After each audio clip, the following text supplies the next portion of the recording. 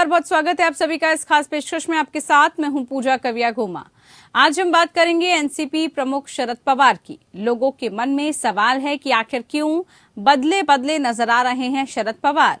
दरअसल एनसीपी प्रमुख शरद पवार का हिंडनबर्ग अडानी मामले में कांग्रेस के स्टैंड के खिलाफ बयान सामने आने के बाद अब ऐसी अटकलें लगने लगी हैं कि लोकसभा चुनाव से पहले वो एनडीए में शामिल हो सकते हैं। अब इस सवाल पर महाराष्ट्र के सीएम एकनाथ शिंदे ने जवाब दिया है। अयोध्या रामलला के दर्शन करने जा रहे सीएम एकनाथ शिंदे लखनऊ पहुंच चुके हैं। यहां उन्होंने मीडिया से शरद पवार के हिंडनबर्ग की रिपोर्ट खारिज करने की बात की। उन्होंने कहा कि अगर शरद पवार ने कहा तो कुछ सोच समझकर ही कहा होगा। उन्होंने ये भी कहा कि हिंडनबर्ग जैसी एजेंसी सवाल उठाती है, किसी ने कुछ कहा और किसी को टारगेट दिया, ऐसा नहीं होना चाहिए। सुप्रीम कोर्ट अडानी के मामले को लेकर जांच कर रही है, जांच होनी चाहिए, लेकिन किसी के आरोप भर से किसी को टारगेट कर देना ये हमारी अर्थव्यवस्था को नुकसान पहुंचाने वाली बात है।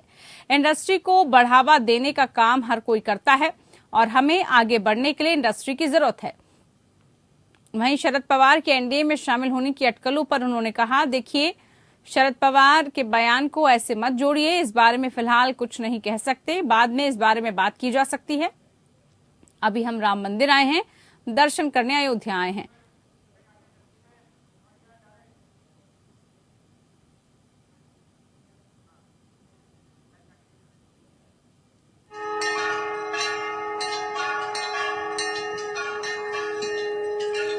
तो रामलला के दर्शन के लिए पहुंच चुके हैं मुख्यमंत्री एकनाथ शिंदे। अयोध्या की सीधी तस्वीरें आप देख रहे हैं, जहां पर दर्शन पूजन करते हुए आपको डिप्टी सीएम भी नजर आ रहे हैं, तमाम कैबिनेट के मंत्री नजर आ रहे हैं महाराष्ट्र के।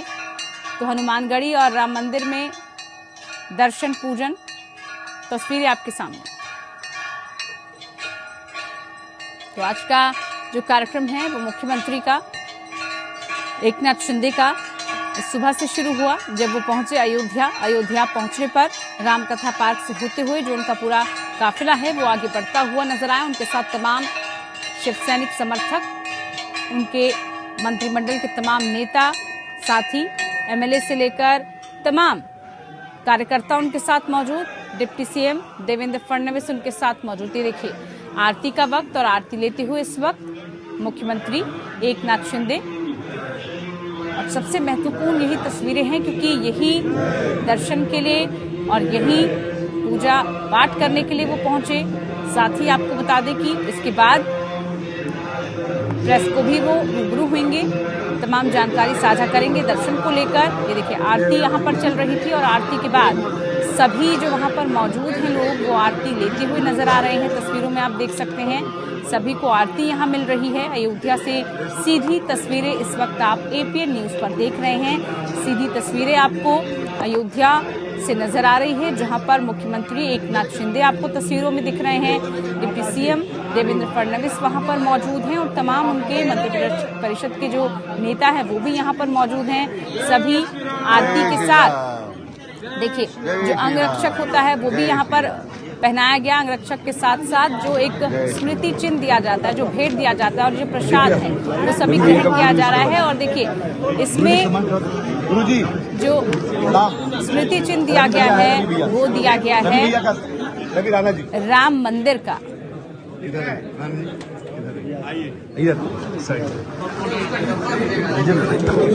रवि भैया दूसरा वाला भी दिखा रहे थे, जहां पर मुख्यमंत्री एकनाथ शिंदे मौजूद थे और मंदिर के दर्शन वो कर रहे थे। साथ ही आपको बता दें कि इस दौरान वहां पर तमाम जो मंत्री हैं वो मौजूद हैं। इसके अलावा उप मुख्यमंत्री वहां पर मौजूद थे। साथ ही पूजा अर्चना के बाद जो उनका पूरा आगे का कार्यक्रम है वो कुछ इसी तरह से रहने वाला है। अयोध्या में दर्शन के बाद हनुमानगढ़ी और साथ ही साथ वो पहुंचेंगे शाम के वक्त सरयू, वहां पर भी आरती होगी और उसके बाद जो पूरा उनका कार्यक्रम है वो काफिला ऐसे ही चलता रहेगा। तो तस्वीरों में हम आपको दिखा रहे थे कि कैसे एकनाथ शिंदे पहुंचे हैं, आरती वहां पर ली जा रही थी। इसके अलावा जो पूरा अन्य कार्यक्रम है उस पर भी हम नजरें बनाकर रखेंगे। लेकिन आज बात हम अपने खास पेशकश की कर रहे हैं, जिसमें बात कर रहे हैं कि आखिरकार क्यों शरद पवार बदले बदले नजर आ रहे हैं। उसको लेकर भी सवाल पूछा गया था यहाँ पर एकनाथ शिंदे से। इस पर उन्होंने प्रतिक्रिया भी दी कि जेपीसी की मांग को आखिरकार वो क्यों खारिज कर चुके हैं, इस पर उन्होंने अपनी प्रतिक्रिया दी थी। तो इसी पर आज के हमारी खास पेशकश, चर्चा में शामिल होने के लिए कुछ खास मेहमान हमारे साथ जुड़ चुके हैं, उनसे प्रतिक्रिया। हमारे साथ पैनल में मनोज पंडित जी, बीजेपी नेता जुड़े हैं, बहुत स्वागत है कार्यक्रम में। हमारे साथ रत्नाकर सिंह जी, कांग्रेस प्रवक्ता जुड़े हैं, स्वागत कार्यक्रम में।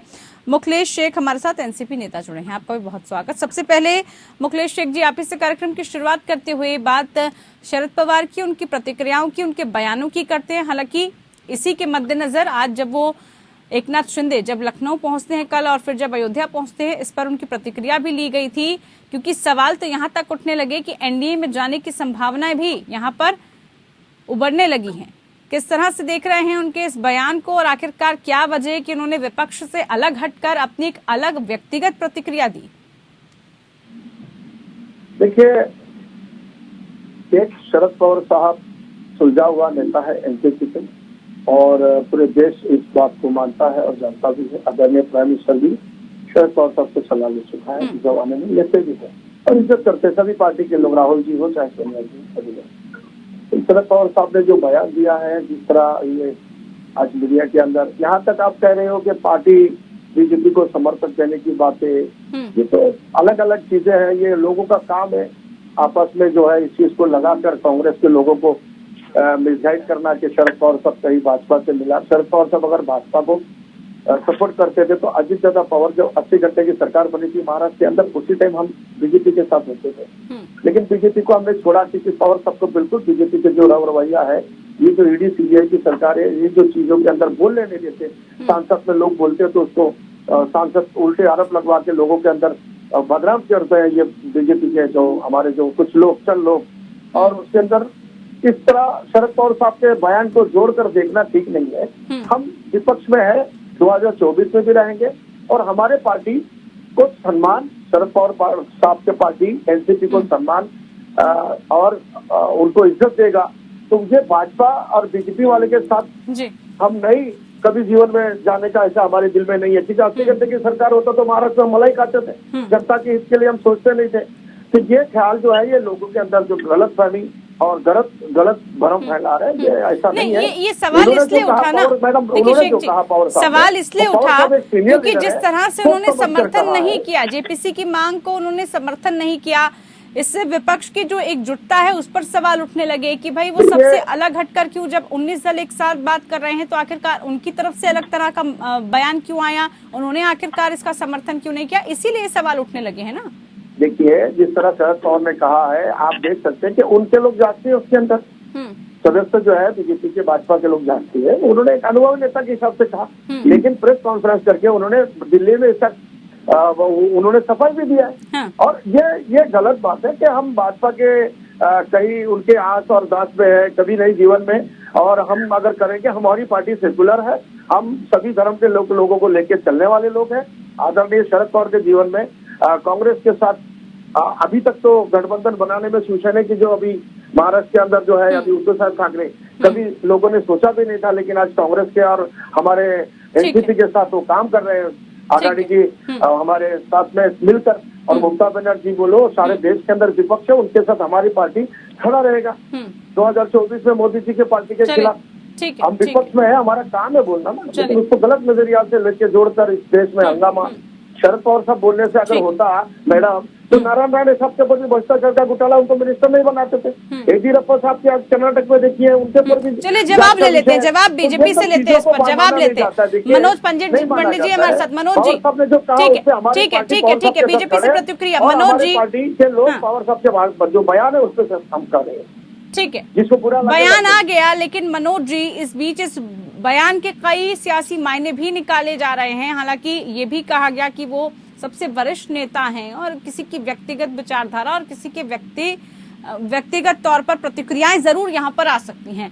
लेकिन जिस तरह से सवाल उठने लगे कि जिस जेपीसी की मांग को लेकर विपक्ष एकजुट है, उसकी एकजुटता पर सवाल उठने लगे, कयास यहाँ तक कि एनडीए में कहीं विचारधारा तो नहीं मिलने जा रही, प्रतिक्रिया?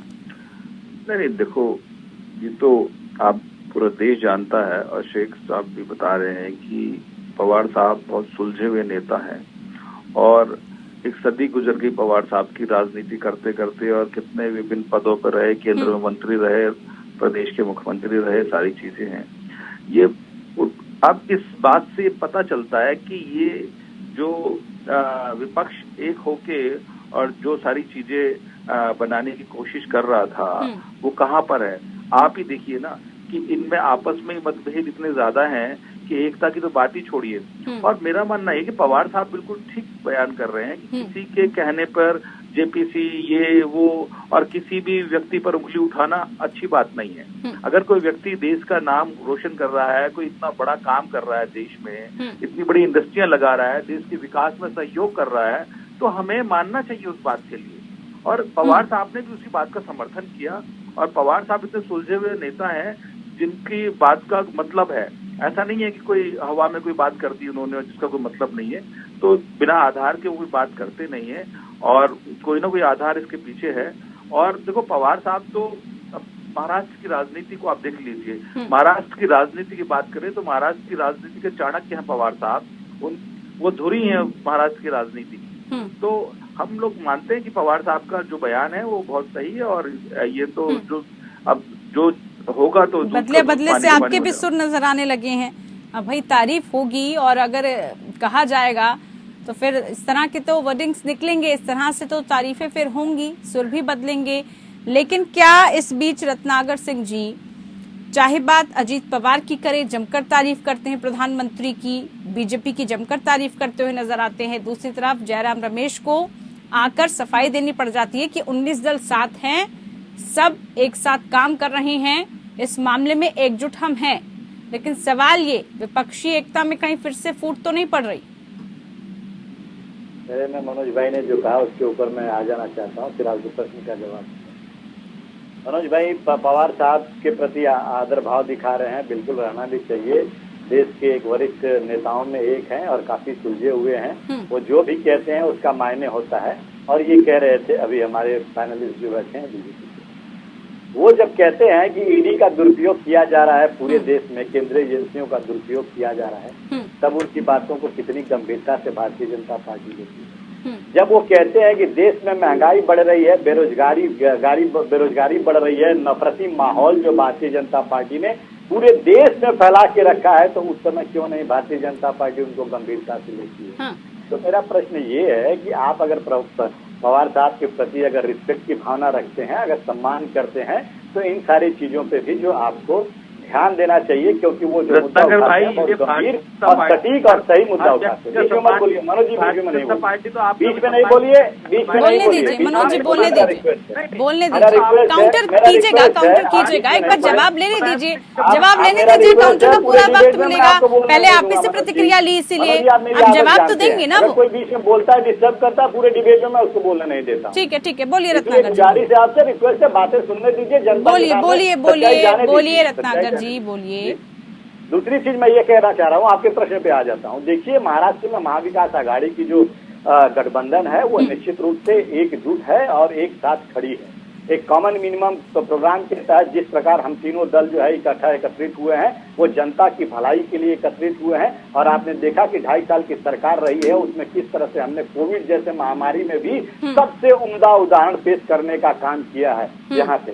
तो आज अभी मैं आपको बता देता हूं कि किस तरह से हम लोग एकजुट और एक साथ खड़े हैं। कि अभी जो पिछले उपचुनाव हुए हैं, चाहे एमएलसी का 6 सीटों का चुनाव हुआ है, उसमें 5 सीटों पे हम लोगों ने जीत हासिल की है। महाविकास आघाड़ी की सरकार ने जीत हासिल की है। और आज परिस्थिति ऐसी है कि जो भी उपचुनाव हो रहे हैं उसमें महाविकास आघाड़ी की सरकार जीत रही है, जिससे भारतीय जनता पार्टी बुरी तरह से डरी हुई है और वो राजनीतिक कयास लगा रही है। राजनीतिक कयास तो बहुत लगाए जाते हैं, ठीक है, राजनीतिक कयास तो तमाम लगाए जाते हैं, आपके पार्टी के बारे में भी, आपके नेताओं के बारे में भी। तो ये राजनीतिक कयास लगाना जब भी तो लगते हैं ना, जब कुछ होता है, ऐसे कयास नहीं लगाए जाते ना रत्नाकर जी। कयासों को अपनी जामा पहनने में समय नहीं लगता, कयासों को सच्चाई में बदलने में राजनीति में समय नहीं लगता। यही तो राजनीति की खासियत है, यही राजनेताओं की भी खासियत है कि जो कयास लगाए जाते हैं, जिस तरह से बयान आ रहे हैं और जिस तरह से बदले बदले बयान दिख रहे हैं, उसको लेकर चर्चा की जा रही है। हालांकि इसको लेकर एकनाथ शिंदे स्पष्ट कर चुके हैं कि उन्होंने जो बयान दिया है उसके सियासी मायने अलग हैं और साथ ही साथ ये जरूर कहा जा रहा है कि इस बयान के ये ना मायने निकाले जाएं कि वो एनडीए में शामिल हो रहे हैं। लेकिन क्या इसको लेकर प्रतिक्रिया, जिस तरह से अभी आप मनोज जी बता रहे थे और यहाँ पर कांग्रेस ने स्पष्ट कर दिया है कि सिर्फ साजिश होती है, जहां पर आपको समर्थन दिखता है आप उनकी तारीफें करने लगते हैं, लेकिन जब बात ये आई कि ईडी और एजेंसी तमाम दुरुपयोग कर रही हैं, केंद्र सरकार उनका दुरुपयोग करवा रही है, तब कोई तारीफ नहीं करता। अन्य मुद्दों को लेकर जब घेराव किया जाता है तब कोई तारीफ नहीं करता। पूजा जी, ये बयान शरद पवार साहब का खुद का बयान है। ऐसा नहीं है कि उनकी पार्टी किसी व्यक्ति ने बयान दिया हो और ये कहा जा सकता हो कि उसका व्यक्तिगत बयान है। ये पवार साहब का खुद का बयान है। पवार साहब बहुत सुलझे हुए व्यक्ति हैं। जैसा कि मैंने कहा कि उन्हें अगर महाराष्ट्र का चाणक्य कहा जाए तो वो भी कम नहीं होगा उनके लिए। तो मेरा मानना ये है कि इन सब चीजों को अब क्या ये राजनीति है, भविष्य में क्या होगा क्या नहीं होगा ये तो मैं भी नहीं कह सकता और आप भी नहीं कह सकती पूजा जी। पर अब ठीक है, मेरे मित्र रत्नाकर जी कह रहे थे कि महंगाई की बात, महंगाई खाली हिंदुस्तान में नहीं है, महंगाई पूरे विश्व में महंगाई है। और जिस त्रासदी से हम लोग निकल के भी बाहर आए हैं, आप सब भली भांति परिचित हैं उससे। आज हमने कहाँ पर इस कोविड की महामारी को लेके हम लोग कैसे निकल के आए और कहाँ वैक्सीन इंपोर्ट कर रहे थे और आज हम उस वैक्सीन को विदेशों को दे रहे हैं, डोनेट कर रहे हैं और भेज रहे हैं। तो ये कहीं ना कहीं विकास की राह पर हम लोग चल रहे हैं। तो अब मेरे मित्र रत्नाकर जी बता रहे थे भैया कि अभी क्या है कि हमारा तो भारतीय जनता पार्टी का दिल इतना बड़ा है, हम सबके लिए है। आप देखिए मुलायम सिंह यादव को पद्म भूषण दे दिया हमने, ठीक है। अब से पहले कभी ऐसा नहीं होता था। तो ये एहसान है क्या? एहसान की बात नहीं है, नहीं ये एहसान नहीं, ये सोच की बात है, ये विचारों की बात है, ये आपकी नीयत की बात है कि आप किसी जो व्यक्ति डिजर्व करता है आप उसको दें। राजनीति में होता क्या है, आप डिजर्व भी कर रहे हैं पर आपको कुछ नहीं दिया जा रहा है। क्यों नहीं दिया जा रहा? क्योंकि हम कहीं ना कहीं व्यक्ति आपसे कहीं ना कहीं डरता है। ठीक है, वो अपनी सबकी राजनीतिक महत्वाकांक्षाएं होती हैं और उसी के मद्देनजर कई बार ऐसी चीजें होती हैं। पवार साहब बेशक विपक्ष में हैं पर उनका व्यक्तित्व इतना बड़ा है कि लोग उनका सम्मान करते हैं राजनीति में। ठीक है, बिल्कुल। मुकलेश जी, आखिरकार जो बयान आया यही कहा जा रहा है कि वो उनका बयान है, लेकिन अगर इस तरह के बयान से विपक्ष पर इसका असर पड़ रहा है, अजीत पवार अलग से तारीफें करते नजर आते हैं, तो इसका असर आपको नहीं लग रहा कि जिस एकजुटता की बात कर रहे हैं फिर ये कहना पड़ता है जयराम रमेश को कि हम सब एक हैं और गंभीर हैं इस मुद्दे पर, वो गंभीरता को फोकस करते नजर आते हैं। आपको नहीं लग रहा इससे इस तरह की प्रतिक्रियाओं से फिर असर पड़ता है? देखिए, कांग्रेस एक अलग पार्टी है, एनसीपी एक अलग पार्टी है। महाराष्ट्र की राजनीति कांग्रेस कर रही है, देश में भी कांग्रेस राजनीति कर रही है, एनसीपी भी देश में राजनीति कर रही है, महाराष्ट्र में भी राजनीति कर रही है। मतलब ये है कि उन्होंने जयराम रमेश जी ने क्या कहा वो उनका, हमारा जो अजीत पवार साहब ने कहा वो उसका व्यक्तित्व उन्होंने कहा है, उनके तो शो कहेगा कि हमारी पार्टी हमको चलाना है, हमारी पार्टी जनता के मूड को देख के हमारे पार्टी में जनता नहीं, लेकिन जब हम 2024 के चुनावों की बात करते हैं तो फिर इन्हीं सभी अलग अलग पार्टियों को तो एकजुट होने की बात कही जाती है। जब आप ये कहते हैं कि बीजेपी के सामने कौन लड़ेगा, बीजेपी के लिए चुनौती कौन बनेगा, तो यही तो विपक्षी एकता की बात की जाती है। अगर आपको अलग अलग लड़ना है, अलग अलग क्षेत्रीय पार्टियों के लड़ना है, तो फिर कैसे बीजेपी का सामना हो पाएगा? कैसे चुनावों के लिए आप तैयारी करेंगे? बिल्कुल अलग अलग बिल्कुल हम नहीं है। हमारे मान सम्मान शरद पवार साहब की पार्टी और शरद पवार जी को मिलेगा। हम विपक्ष में मोदी जी के खिलाफ रहेंगे और कांग्रेस पार्टी या ममता बनर्जी हो, चाहे नीतीश कुमार हो, अरविंद केजरीवाल हो, देश में जो भी लोग हैं उनके साथ हम खड़े हैं। ऐसा कोई सोचने की जरूरत नहीं है। पवार साहब ने जो बयान दिया, बयान का ये मतलब नहीं है कि हम हमारी जो विपक्ष के अंदर जो हमारी जो ये है हम उनको छोड़ के मोदी जी के गुणगान करेंगे, क्योंकि मोदी जी के अगर गुणगान करते थे तो हमारे दो विधायक यानी मिनिस्टर जेल में नहीं होता था, हमारे ज्यादा पावर पे रेट नहीं होते थे, किरीट सोमैया मलाड़ पे हथौड़ा लेकर जाकर बीएमसी का काम नहीं करते थे, भाजपा वाले पे जांच नहीं होती है, भाजपा के लोग जितने भी गुनाह करके गए हैं, आमदार जितने भी भागे हैं, प्रताप सरनायक से लेकर सारे लोग बावली को सभी लोगों की जांच हुई नहीं, दूध का धुला हुआ रखा है। ठीक है, अगर आप ऐसा करते हैं तो फिर फेवर मिलता बीजेपी का, ये आप कहना चाह रहे हैं। ठीक है, ठीक है, ठीक है सर, ठीक है, ठीक है। हमारी पार्टी रत्नाकर जी, फाइनल कमेंट्स रत्नाकर जी। देखिए, अभी मेरे भाई पैनलिस्ट जो एनसीपी के हैं वो उन्होंने कहा कि हमारे मुद्दों पे भिन्नता हो सकती है, लेकिन हमारा उद्देश्य एक ही है। हमारा उद्देश्य है कि ये फांसीवादी जो सरकार बैठी है, इस फांसीवादी सरकार को सत्ता से बाहर रखना। जिसके लिए हमने ये गठबंधन किया है। और दूसरी चीज, अभी मेरे भाई कह रहे थे, मुखालफत कर रहे थे बहुत कि हम महंगाई पूरे विश्व में फैली है, यहाँ ये है वो है, इसलिए यहाँ पे महंगाई है। मैं ये पूछना चाहता हूँ, अगर आपकी दृढ़ इच्छा शक्ति रहती जनता के प्रति, अगर आपकी भावना अच्छी रहती कि उनको महंगाई से निजात दिलाना है, तो आपने जो ये तमाम सब्सिडीज जो हम लोग दे रहे थे, कांग्रेस पार्टी दे रही थी, गैस पे सब्सिडी दे रही थी, पेट्रोल पे दे रही थी, डीजल पे दे रही थी, बिजली के दरों में छूट दे रही थी, ये सब क्यों खत्म कर दिया आप लोगों ने? आप सिर्फ अडानी की जेब भरने के चक्कर में क्यों पड़े हैं? आम जनता त्रस्त है, आम जनता त्राही त्राही कर रही है, और आप सब्सिडी सब जो फायदा मिलने वाला था जनता को, वो आप खत्म कर दे रहे हैं और अपने मित्र अडानी की जेब भर रहे हैं। जितना लोन चाहिए उतना ले लो, तुम्हारा है बैंक है, तुम्हारा देश है, तुम जितना चाहे ले लो। ये अगर ठीक है, फायदा पहुंचाने की कोशिश की जा रही है, लेकिन रत्नाकर जी, सवाल तो यहाँ पर ये भी है ना, जितना आप अडानी के मसले को लेकर गंभीरता दिखा रहे हैं, अपने विपक्षी दलों को भी तो उतनी गंभीरता के साथ इस मुद्दे को घेरना होगा, इतनी प्रमुखता के साथ मुद्दे को उठाना होगा, तभी तो आप दबाव की जो राजनीति है जो कहते हैं वो हो पाएगी। अन्यथा इस तरह के मुद्दे उठेंगे और फिर कहीं भी गुम हो जाएंगे, स्पष्ट नहीं हो पाएंगे, और ना ही आप सरकार से उसके बाद जवाब लेने लायक रहेंगे। बहरहाल समय का अभाव, बहुत शुक्रिया सभी पैनलिस्ट का जुड़े आप हमारे साथ खास पेशकश में। फिलहाल के लिए इतना ही, नमस्कार।